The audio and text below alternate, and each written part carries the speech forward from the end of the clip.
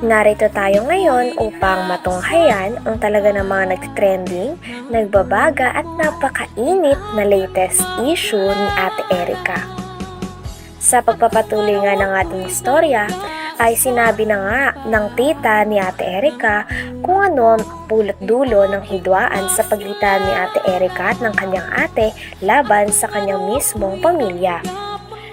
Sabi kasi ng tita ni Ate Erika ay nung nagpapabahay na nga daw si Kalinga Prab kay Ate Erika ay siniraan daw ng isang tao si Kalinga Prab kay Sir Jun A upang ang pera ay direkta na lamang na maibagay kaila Ate Erika at hindi na dumaan kay Kalinga Prab.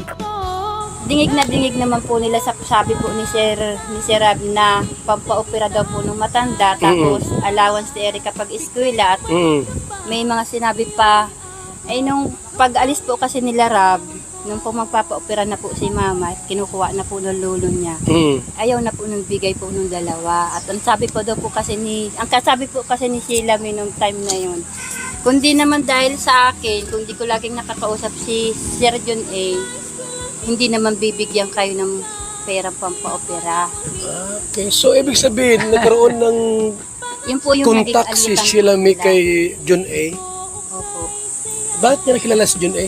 Bakit niya nakilala si John A ni Sheila May? Meron po kasi silang mga GC, mga... May group chat? Po. Tapos, Okay. meron tapos sila na yung... Dati meron po silang GC, tapos meron na silang personalan na usapan na silang dalawa na lang.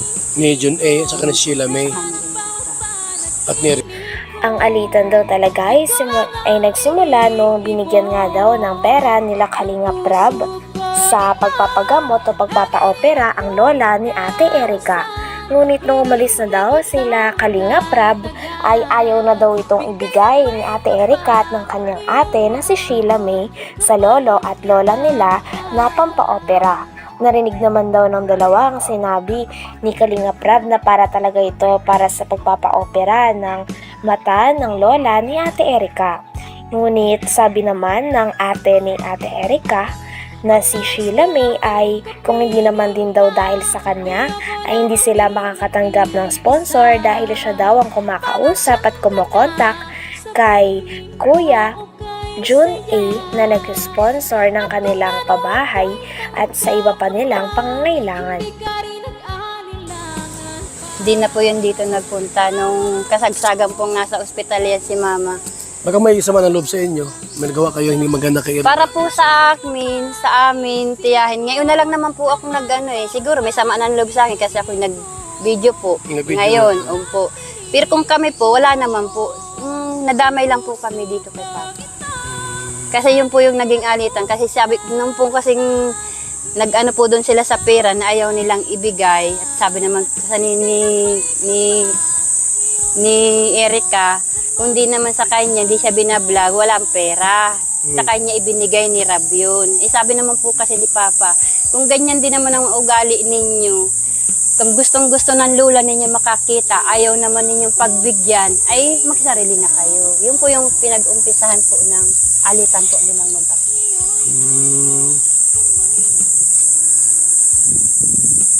So nung malabas na ang nakialam si Sheila May Silang may po.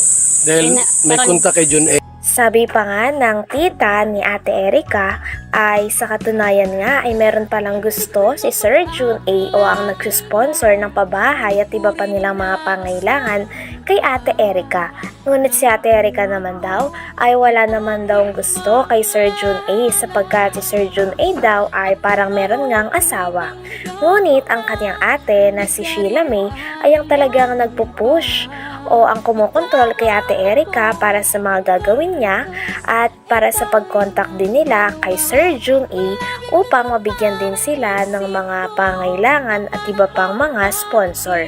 Ito ay sabi ng tita nila Ate Erika at nalaman niya raw ito sapagkat nakikita niya rin daw talaga na nagpapahayag nga ng damdamin si Sir Jun A para kay Ate Erika.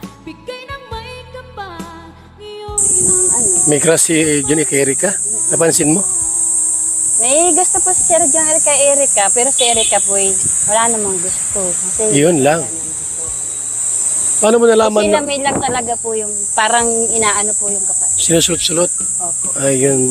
Parang ginagamit si Erika. Yun.